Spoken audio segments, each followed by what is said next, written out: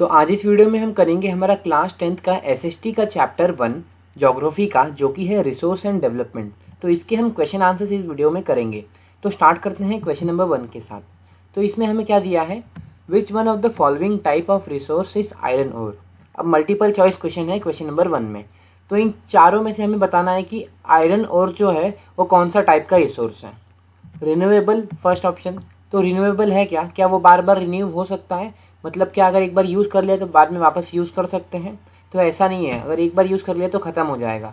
तो ये क्या है, आयरन और क्या है, नॉन रिन्यूएबल है। तो ऑप्शन ए तो एलिमिनेट हो गया। बी क्या है, बायोटिक। क्या लिविंग रिसोर्स है ये? नहीं, जिंदा तो नहीं है ये। फ्लो भी नहीं है ये। नॉन रिन्यूएबल, हाँ ये सही है। ये क्या है, नॉन रिन्यूएबल है, इसको क्या कर सकते, रिन्यू नहीं कर सकते। तो हमारा आंसर हो जाएगा नॉन रिन्यूएबल। ठीक है, अब क्वेश्चन नंबर 2 देखते हैं। इसमें हमें क्या दिया है, सेकेंड क्वेश्चन भी वही दिया है। Under which of the following type of resource tidal energy can not be put. इधर क्या दिया है, कैन नॉट, मतलब कि टाइडल एनर्जी इन चारों में से किस में हम पुट नहीं कर सकते हैं। तो किस में हम पुट नहीं कर सकते, क्या ये रिप्लेनिशेबल है, मतलब क्या हम टाइडल एनर्जी को बार बार यूज कर सकते हैं। ठीक है, देखते हैं आगे क्या बताया है। ह्यूमन मेड, हाँ टाइडल एनर्जी, जो टाइडल एनर्जी है वो ह्यूमन मेड है, ह्यूमन नहीं तो बनाया है। तो क्या हो जाएगा, बी तो करेक्ट हो जाएगा, मतलब बी हमारा आंसर नहीं रहेगा। हमें क्या पूछा है, कैन नॉट, मतलब इनकरेक्ट पूछा है। अबायोटिक तो नॉन लिविंग है, बिल्कुल ये नॉन लिविंग रिसोर्स है। नॉन रिसाइक्लेबल, हाँ इसे बार बार यूज नहीं कर सकते। जब बार बार यूज नहीं कर सकते तो ये क्या है, रिप्लेनिशेबल नहीं रहेगा। तो ऑप्शन ए हो जाएगा हमारा करेक्ट कि रिप्लेनिशेबल रिसोर्स हम टाइडल एनर्जी में पुट नहीं कर सकते। अब नेक्स्ट देखते हैं। नेक्स्ट हमें क्या दिया है, which one of the following is the main cause of land degradation इन पंजाब।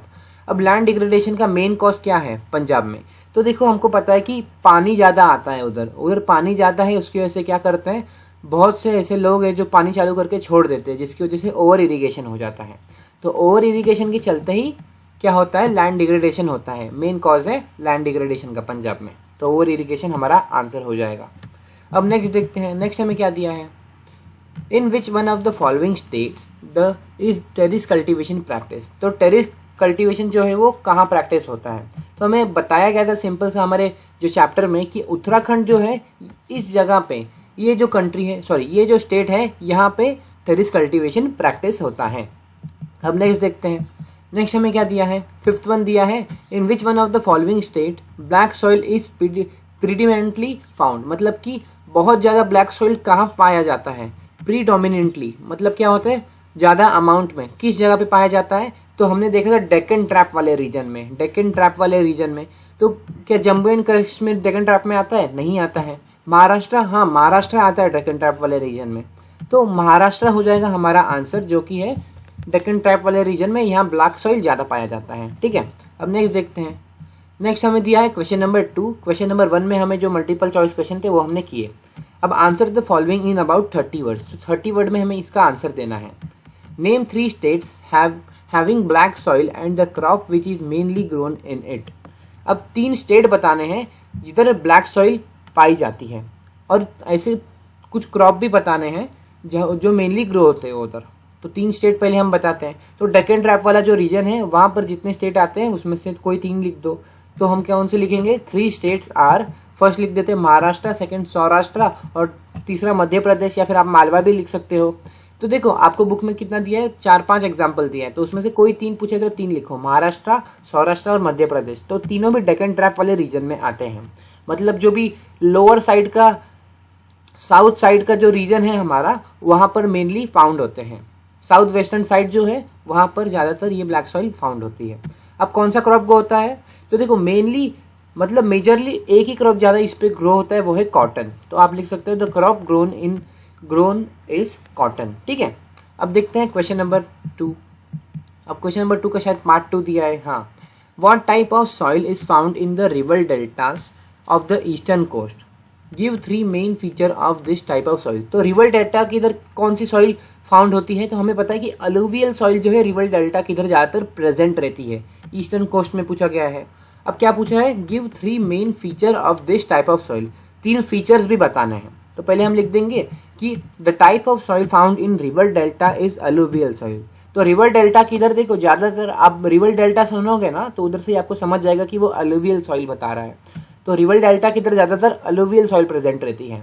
और अब इनके क्या करने हैं, 3 फीचर्स बताने हैं। तो फर्स्ट आप ये लिख सकते हो कि ये सॉइल बहुत ज़्यादा फर्टाइल रहता है और क्या रहता है, इसलिए ये कल्टिवेशन करने के लिए बहुत अच्छा रहता है क्रॉप्स को। ठीक है, तो फर्स्ट ये लिख सकते हो very fertile and therefore good for the cultivation of crops. Next क्या लिख सकते हो, consist of various proportion of sand, silt and clay. अब क्या है, एक फिक्स अमाउंट में, फिक्स प्रोपोर्शन में, या फिर बोल सकते हैं एक मस्त अमाउंट में क्या रहता है, सैंड, सिल्ट और क्ले प्रेजेंट रहता है, जिससे क्या होता है आप अच्छा क्रॉप ग्रो कर सकते हो, अच्छे से क्रॉप ग्रो होता है। और उसके अंदर क्या रहता है, बहुत सारी चीज़ें भी प्रेजेंट रहती हैं, जैसे कि it has a good quantity of potash, lime and phosphoric acid. तो ये जो बहुत सारी चीज़ें हैं ये इधर प्रेजेंट रहती हैं, जिसकी वजह से क्या होता है, which is good for the growth of paddy and sugarcane. तो पैडी और शुगर केन को ये जो चीज़ है, पोटैश, लाइम, फॉस्फोरिक एसिड, ये सब चाहिए रहता है, और जब इस सॉइल में ये मिल रहा है तब क्या है, बहुत अच्छी बात है। तो अच्छे से पैडी और शुगर केन इस सॉइल में ग्रो होता है। ठीक है, अलुवियल सॉइल में। अब नेक्स्ट देखते हैं, इसलिए देखो शुगर केन के ज़्यादा प्रोडक्शन होता है महाराष्ट्र के एरिया में। अब नेक्स्ट देखते हैं, नेक्स्ट हमें क्या दिया है, इसमें थर्ड क्वेश्चन पूछा है, what step can be taken to control soil erosion in the hilly areas. तो कौन से स्टेप्स लिए जा सकते हैं सॉइल इरोजन को कंट्रोल करने के लिए। तो देखो हम लोग ऐसे लिख सकते हैं, स्टार्ट कैसे कर सकते हैं कि the soil erosion in the hilly areas can be control by taking steps mention below. तो कौन से स्टेप्स, तो 3 स्टेप में हमने देखा था। फर्स्ट है काउंटर प्लोइंग। काउंटर प्लोइंग मतलब क्या होता है कि ऐसा काउंटर बना देना, जैसे आप देख सकते हो इधर, तो क्या है, ये खेत है, खेत की इधर थोड़ा ऊंचा कर दिया। देखो ये जो एरिया दिख रहा है आपको, थोड़ा थोड़ा ऊंचा करके रखा है, थोड़ा क्या बोल सकते हैं, जैसे इसके अंदर पानी डाले तो पानी बहे ना, तो पानी उसके अंदर रुके रहे, जिससे क्या हो, क्रॉप ग्रो हो पाए अच्छे से, पानी फैले ना, इसलिए क्या है काउंटर बना दिया गया है। आप देख सकते हो कि ऐसे खोदा गया है, मिट्टी ऊपर की गई है, तो मिट्टी ऊपर की गई है और बीच में स्पेस रखा गया है, तो उसके अंदर पानी डाल के क्रॉप ग्रो करेंगे, तो इसको बोलते हैं contour ploughing. Ploughing along the contour line can be decelerate the flow of water down the slope, this is called contour ploughing. तो इसको बोलते हैं काउंटर प्लोइंग। अब नेक्स्ट देखते हैं, नेक्स्ट क्या है, terrace cultivation. Step can B cut out on the slope making terrace, terrace cultivation restricts erosion. अब क्या होता है टेरेस, ये जो टेरेस है समझो क्या रहता है, काउंटर प्लोइंग और टेरेस कल्टिवेशन थोड़ा थोड़ा सिमिलर है। जैसे देखो टेरेस कल्टिवेशन क्या रहता है कि जो समझो एक पहाड़ है, तो पहाड़ को कट कर दिया जाता है, थोड़े थोड़े स्टेप्स बना दिए जैसे आप देख सकते हो, और उन स्टेप्स पे क्या किया जाता है, कल्टिवेशन किया जाता है। तो काउंटर प्लोइंग और टेरेस कल्टिवेशन जो है थोड़ा थोड़ा मैच खाता है। अब नेक्स्ट देखते हैं, नेक्स्ट क्या है, स्ट्रिप क्रॉपिंग। अब स्ट्रिप क्रॉपिंग मतलब क्या होता है कि आप क्या करते हो, क्रॉप ग्रो करते हो, और आपका क्या होता है, अगर हवा से वो क्रॉप खराब हो जाता है, इसलिए क्या करते हैं आप स्ट्रिप्स लगा देते हो ग्रास की, जिसकी वजह से क्या होता है, जो हवा का, विंड का जो फोर्स है वो क्या होता है, ग्रास के ऊपर आ जाता है। जैसे कि आप ये फोटो देख सकते हो, ऐसे क्या करते हैं, स्ट्रिप्स लगा देते हैं बड़े बड़े, जिससे आपका क्रॉप नुकसान भी नहीं होता, और जो फोर्स है हवा का वो ये क्या कर लेता है, जो ग्रास लगाते हो वो खींच लेता है। तो कैसे लिख सकते हो, large field can be divided into strips. तो बड़ी बड़ी फील्ड है उनको स्ट्रिप्स में डिवाइड कर दिया जाता है। Strips of grass are left to grow between the crop. अब क्या रहता है, ये स्ट्रिप्स के बीच में क्रॉप लगाया गया है, इधर देखो इस साइड में क्रॉप लगाया गया है, थोड़ा थोड़ा अगर आप ध्यान से देखोगे तो दिख रहा होगा, लेकिन क्या है ऊपर ज्यादा बड़ी स्ट्रिप्स लगा दी गई है, जिसकी वजह से हमें क्रॉप दिख नहीं रहा है। ये स्ट्रिप्स इसलिए लगाई जाती है जिससे क्या हो, हवा का जो प्रेशर है उससे जो क्रॉप है वो खराब ना हो। अब नेक्स्ट देखते हैं, नेक्स्ट क्या दिया है, what are the biotic and abiotic resource, give some examples. तो बायोटिक और अबायोटिक के ऊपर हमें क्या देखना है, पहले बताना है, एक्सप्लेन करना है और एक एग्जांपल देना है। तो क्या कर सकते हैं, बायोटिक मतलब लिविंग और अबायोटिक मतलब नॉन लिविंग। ऐसे आप एक्सप्लेन कर सकते हो कि देखो बायोटिक रिसोर्स क्या है, these resource that are obtain from the biosphere. तो बायोस्फीयर में जो रिसोर्स प्रेजेंट रहते हैं, आपने 9th में या 8th में पढ़ा होगा, लिथोस्फीयर, हाइड्रोस्फीयर और एटमॉस्फेयर टुगेदर कंप्राइज बायोस्फीयर। तो क्या होता है, तीनों का मिश्रण बायोस्फीयर बनता है। तो बायोस्फीयर क्या है, these are resource that are obtain from the biosphere. जो रिसोर्स हमें बायोस्फीयर से मिलते हैं वो होता है हमारा बायोटिक रिसोर्स। साथ ही साथ दिस रिसोर्स हैव लाइफ। तो ये रिसोर्स जिंदा रहते हैं, इनके पास लाइफ रहती है, जैसे प्लांट्स हो गए, ह्यूमंस हो गए, एनिमल्स हो गए। उसके बाद एग्जाम्पल देना था एक, plants, animals, fish, human beings, live stocks, ये सब क्या है, एग्जाम्पल है बायोटिक रिसोर्स के। अब देखते हैं अबायोटिक रिसोर्स में क्या आ जाएगा, इसका ही जस्ट उल्टा कि this resource are compost of non living things. तो जितनी भी नॉन लिविंग थिंग्स है बायोटिक रिसोर्स को छोड़ के, मतलब जो लिविंग थिंग्स है उसको छोड़ के जितनी भी नॉन लिविंग थिंग्स है वो सारी अबायोटिक में आ जाएगी। एग्जाम्पल देंगे तो water, mineral, metal, wind, solar energy, soil, बहुत सारे है एग्जाम्पल, तो जितना आपको लिखना है लिख सकते हो। अब नेक्स्ट देखते हैं। नेक्स्ट हमें क्या दिया है, अब क्वेश्चन नंबर 3 दिया है, answer the following question about 120 words. तो ये 120 वर्ड्स में हमें आंसर लिखना है। Explain the land use pattern in India and why has the land under forest not increased much since 1960 to 1961। अब क्या हुआ है, पहले बताना है लैंड कैसे यूज होता है इंडिया में, लैंड यूज पैटर्न बताना है इंडिया में, और ये भी पूछा गया कि फॉरेस्ट लैंड जो है ज़्यादा इंक्रीज क्यों नहीं हुआ 1960 से 1961 में। तो पहले आंसर क्या लिखोगे, फर्स्ट जो क्वेश्चन पूछा है उसका लिखोगे। Land resource in India are primarily divided into agriculture land, forest land, pasture and grazing land and waste land. तो जो लैंड रिसोर्स है वो 5 प्रकार में डिवाइड किया गया है। फर्स्ट है एग्रीकल्चर लैंड, जहाँ पर एग्रीकल्चर करते हैं, forest land, pasture land, grazing land और वेस्ट लैंड, इन सब चीज़ में डिवाइड किया गया है। अब waste land includes rocky, arid and deserty areas and land use of non agriculture purpose like housing, road, industries. अब जो वेस्ट लैंड बताया गया है हमें, तो वेस्ट लैंड ऐसे लैंड रहते हैं, देखो ये 4 लैंड तो हमें पढ़ते ही समझ गए, लेकिन वेस्ट लैंड कौन सा लैंड है तो ये नहीं समझा, इसलिए हम लिख रहे हैं कि वेस्ट लैंड ऐसे लैंड होते हैं जहाँ पर कोई रॉकी एरिया हो, जहाँ पर कुछ हम लगा नहीं सकते, या फिर अरिड या डेजर्टी एरिया हो, लैंड जहाँ पर अच्छे से हम यूटिलाइज नहीं कर पाए, तो वहाँ क्या करते हैं हम नॉन एग्रीकल्चर पर्पस के लिए यूज़ करते हैं उसको, जैसे कि हाउस बना देंगे, उधर रोड्स बना देंगे, बड़ी बड़ी बिल्डिंग्स बना देंगे, इंडस्ट्रीज बना देंगे, तो ये सब जगह जो बनाते हैं हम वो वेस्ट लैंड के अंदर आ जाती हैं। अब नेक्स्ट देखते हैं आगे क्या दिया था हमें, कि अब बताना है कि क्यों फॉरेस्ट के लिए इंक्रीज नहीं किया गया। तो उससे पहले थोड़ा सा हम इसको और डिटेल में एक्सप्लेन करते हैं। कैसे कि according to recent data available the percentage of net sown area in India is about 54%। तो 54% क्या है, नेट सोन एरिया मतलब क्या है, जहाँ क्रॉप ग्रो होते हैं, of the total reporting area.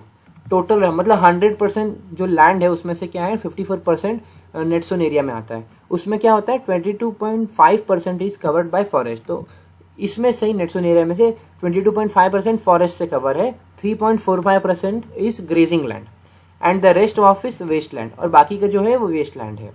With terrace of miscellaneous cultivation, जहाँ पर क्या होता है अलग अलग चीज़ें लगा दी जाती है, या फिर अलग टाइप का कल्टीवेशन होता है, या फिर मिसलेनियस क्रॉप्स ग्रो होते हैं जो ह्यूमन ने ग्रो किए नहीं रहते, अपने आप ग्रो हो जाते हैं। Improper use of forest land has lead to land degradation.